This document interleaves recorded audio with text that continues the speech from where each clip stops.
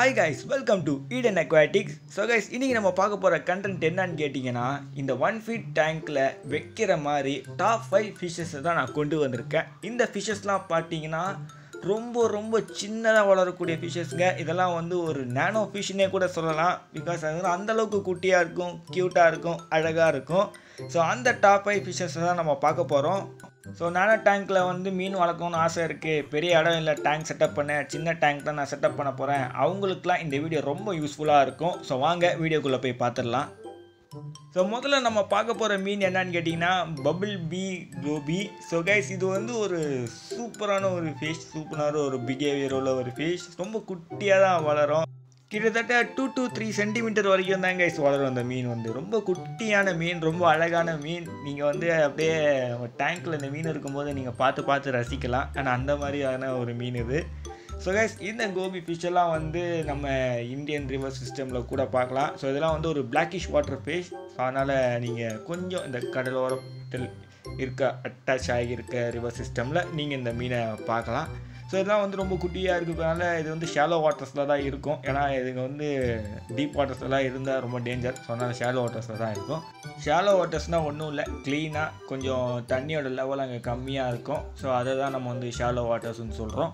So guys, இந்த மீன்லாம் வந்து நம்ம அக்வேரியம் ஹாபியில் இருக்கிற மீன் தான். ஸோ நிறைய பேருக்கு தெரிஞ்சிருக்காது, நிறைய பேருக்கு தெரிஞ்சிருக்கும். ஸோ இந்த மீனை நீங்கள் வாங்கி வளர்க்கணும்னு நினச்சிங்கன்னா தாராளமாக உங்கள் 1 feet டேங்க்குக்கு சூப்பராக செட் ஆகிடும். ஸோ இதோட வாட்டர் பராமீட்டரை பற்றி தெரிஞ்சுக்கோங்க வாங்க. ஸோ கைஸ், நீங்கள் இதோட pH லெவல் பார்த்தீங்கன்னா 7 to 8.5க்குள்ளே நீங்கள் மெயின்டைன் பண்ணுங்கள். அண்ட் வாட்டர் டெம்பரேச்சர் பார்த்தீங்கன்னா 22ல் இருந்து 28 செல்சியஸ்க்குள்ளே நீங்கள் மெயின்டைன் பண்ணுங்கள். ஸோ இந்த கோபியை வந்து நான் வந்து இந்தியன் மார்க்கெட்டில் வந்து நான் பார்த்ததே கிடையாது. ஸோ ஏன்னா கொளத்தூரில் நான் வந்து போயிருக்கேன், பட் இந்த கோபியை நான் பார்த்தது கிடையாது. பட் நீங்கள் வந்து ஆன்லைனில் தேடி பார்த்தீங்கன்னா இருக்கும்.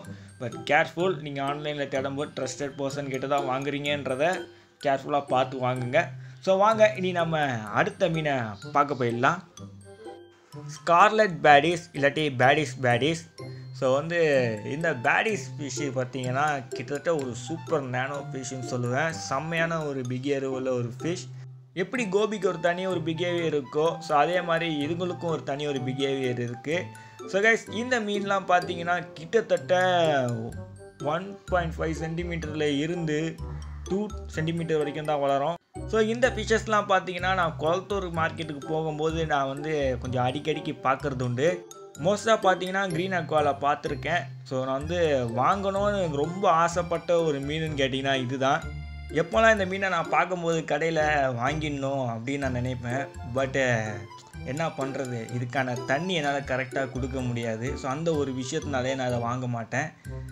பட் ஃப்யூச்சரில் நம்ம வாங்கிடலாம். ஏன் இதுக்கான தண்ணி நான் கரெக்டாக கொடுக்க முடியலன்னு கேட்டிங்கன்னா, இதுக்கு வந்து ஆரோ வாட்டர் இல்லாட்டி நீங்கள் கேன் வாட்டர் கொடுத்தா நல்லாயிருக்கும். ஸோ நான் வந்து இந்த மீனுக்கு வந்து இந்த கேன் வாட்டர் வந்து நம்ம ஆல்ரெடி நம்ம ஃபிஷ் டேங்க்ஸ்லாம் வச்சுருக்கோம். ஸோ அதுக்கு கேன் வாட்டருக்கே எனக்கு 3-4 கேன் வாட்டர் ஆகுது. ஸோ இந்த மீனும் வாங்கிட்டேன்னா இதுக்குன்னு ஒரு தனியாக நான் டேங்க் செட்டப் பண்ணி அதுக்குன்னு ஒரு கேன் வாட்டர் செலவு பண்ணணும். ஸோ ஆல்ரெடி அதுக்கே பட்ஜெட் இடிக்குது. ஸோ அதனால் இந்த மீனை எடுக்கும்போது கொஞ்சம் யோசிக்க வேண்டியதாக இருக்குது. ஸோ கொஞ்சம் நம்ம கையில் அங்கங்கே கொஞ்சம் காசு இருந்துச்சுன்னா நம்ம தாராளமாக இந்த மீனை எடுத்துடலாம். ஸோ இந்த மீனை வந்து ப்ரீட் பண்ணுறதும் ஈஸி தான். ஸோ அதை வந்து நீங்கள் ஒரு குரூப்பாக வாங்கி போட்டிங்கனாலே அதுங்களே பேர் ஆகி அதுங்களே டெரிட்டரியல் செட் பண்ணி அதுங்களே ப்ரீட் பண்ண ஆரம்பிச்சிடும்.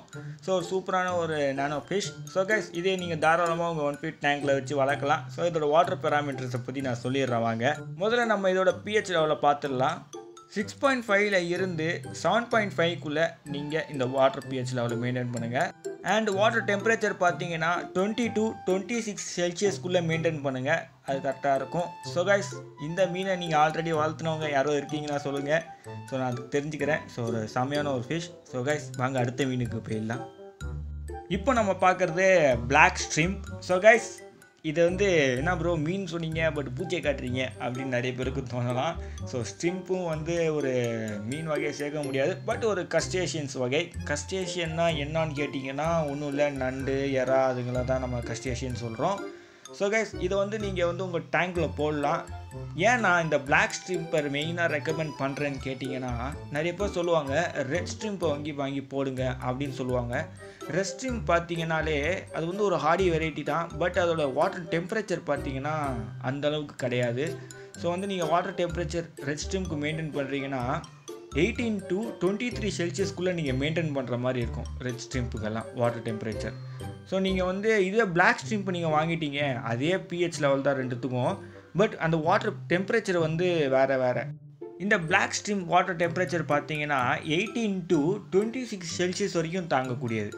அப்போ நீங்கள் பார்த்தீங்கன்னா நீங்கள் ரெட் ஜெரி ஸ்ட்ரிம்ப் வாங்குறதோட கொஞ்சம் நீங்கள் பிளாக் ஸ்ட்ரிம்ப் வாங்குனீங்கன்னா நீங்கள் வந்து உங்கள் வாட்டர் டெம்பரேச்சர் வந்து 26 செல்சியஸ்க்குள்ளே மெயின்டைன் பண்ணாலே போதும். ஸோ இது ரெட் ஜெரி ஸ்ட்ரிம்ப்னா கொஞ்சம் கோல்டு பிளேஸில் வைக்கிற மாதிரி இருக்கும். ஸோ பிளாக் ஸ்ட்ரிம்ப் பார்த்தீங்கன்னா அது கொஞ்சம் நீங்கள் வார்ம் பிளேஸில் வச்சுட்டாலே போதும். ஸோ கைஸ் அதனால தான் நான் வந்து இந்த பிளாக் ஸ்ட்ரிம்ப்பை உங்ககிட்ட ரெக்கமெண்ட் பண்ணுறேன். ஒன்றும் இல்லை, ரெட் ஜெரி ஸ்ட்ரிம்ப்பும் இந்த பிளாக் ஸ்ட்ரிம்ப்புக்கும் ஒரே ப்ரைஸ் ரேஞ்சாக தான் இருக்கும். மிஞ்சி போனால் 10 இல்லை 20 அதிகமாக கம்மியாக இருக்கிறதுக்கான வாய்ப்பு இருக்குது, அவ்வளோதான். ஸோ கைஸ் இதோட வாட்டர் பேராமீட்டர்ஸை பற்றி சொல்லிடுறேன். ஸோ வாங்க.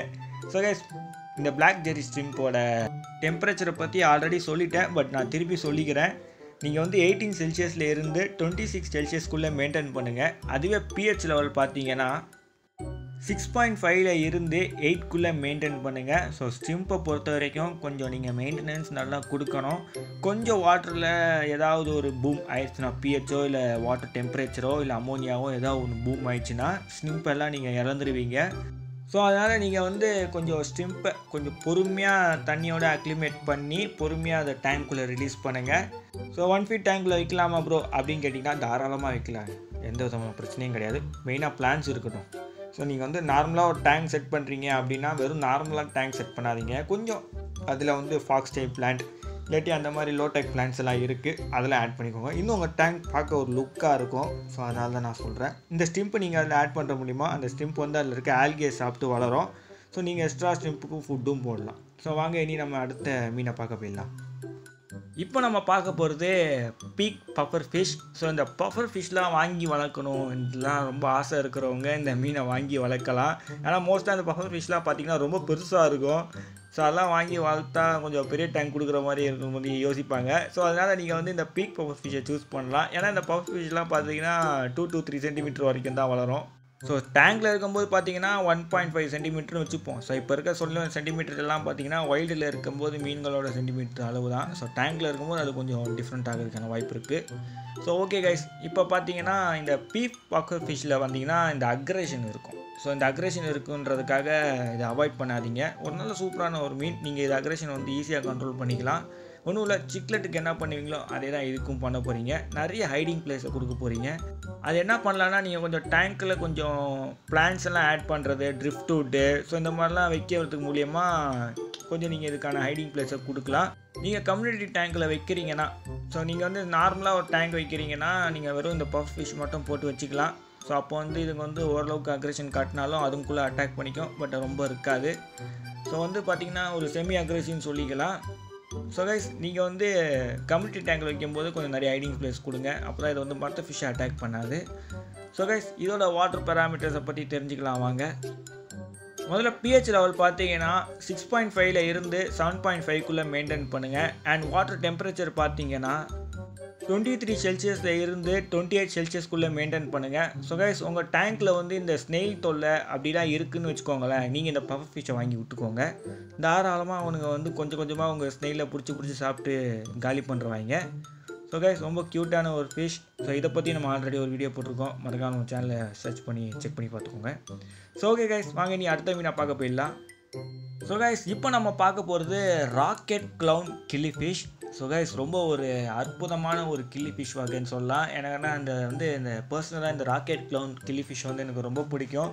அது சின்னதாகவும் இருக்கிறதும் இல்லாமல் அது பார்க்க ரொம்ப அழகாகவும் இருக்கும். ஸோ அந்த கில்லி ஃபிஷ் அரௌண்ட் பார்த்தீங்கன்னா 2 to 3 சென்டிமீட்டர் வரைக்கும் தான் வளரும். ரொம்ப குட்டியான ஒரு கில்லி ஃபிஷ் தான். ஸோ இந்த கில்லி ஃபிஷ்லாம் பார்த்தீங்கன்னா நீங்கள் தாராளமாக 1 feet டேங்க்கில் விட்டு வளர்க்கலாம். ரொம்ப அழகாக இருக்கும். டேங்க்கோட சர்ஃபேஸில் வந்து ரொம்ப அழகாக நீந்திக்கிட்டு இருக்கும். ஸோ வாங்க இதோட வாட்டர் பேராமீட்டர்ஸை பற்றி தெரிஞ்சுக்கலாம். pH லெவல் பார்த்தீங்கன்னா 6.5 இருந்து 7.5க்குள்ளே மெயின்டைன் பண்ணுங்கள். அண்ட் வாட்டர் டெம்பரேச்சர் பார்த்தீங்கன்னா 20 இருந்து 25க்குள்ளே மெயின்டைன் பண்ணுங்கள். ஸோ இந்த மீன் பேர்லாம் நீங்கள் வாங்கி உங்கள் டேங்க்கில் விட்டுருந்தீங்கன்னா இந்த மீன்லாம் வந்து கொஞ்சம் ஈஸியாகவே ப்ரீட் ஆகிடும்.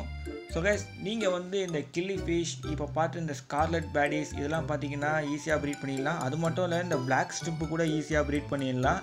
இப்போ இந்த லிஸ்ட்டில் காட்டின மீன்களுக்கெலாம் நீங்கள் வந்து டேங்க் கொடுக்குறீங்கன்னா 1 ஃபீட் டேங்க்கே ஓகே தான். இதுங்களை நீங்கள் வந்து கம்யூனிட்டி டேங்க்லேயும் வைக்கலாம். எந்த விதமான அக்ரெசிவும் காட்டாது.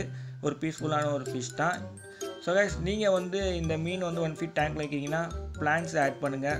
ஏதோ ஒரு பிளான்ட் ஃபாக்ஸ் டெய்லோ அந்த மாதிரி ஏதோ பிளான்ட் ஆட் பண்ணுங்கள். ஆனால் டேங்க்கில் வந்து மீனும் கொஞ்சம் சந்தோஷமாக இருக்கும் பிளான்ட்ஸ் இருக்கும்போது. ஸோ கைஸ் இதோட இந்த வீடியோவை எண்டப் பண்ணிக்கிறேன். So see you in next video. Bye guys. இந்த வீடியோ பிடிச்சிருந்தா மறக்காமல் லைக் அண்ட் உங்கள் ஃப்ரெண்ட்ஸும் யாருக்கோ சின்ன டேங்க்கில் மீன் வளர்க்கணும்னு நினச்சாங்க அவங்களுக்கு இந்த வீடியோ ஷேர் பண்ணி விடுங்க. இந்த வீடியோ ரொம்ப பெருசாக போச்சுன்னு நான் நினைக்கிறேன். அதுக்கே நம்ம மன்னிச்சுக்கோங்க. So see you in next video. Bye guys.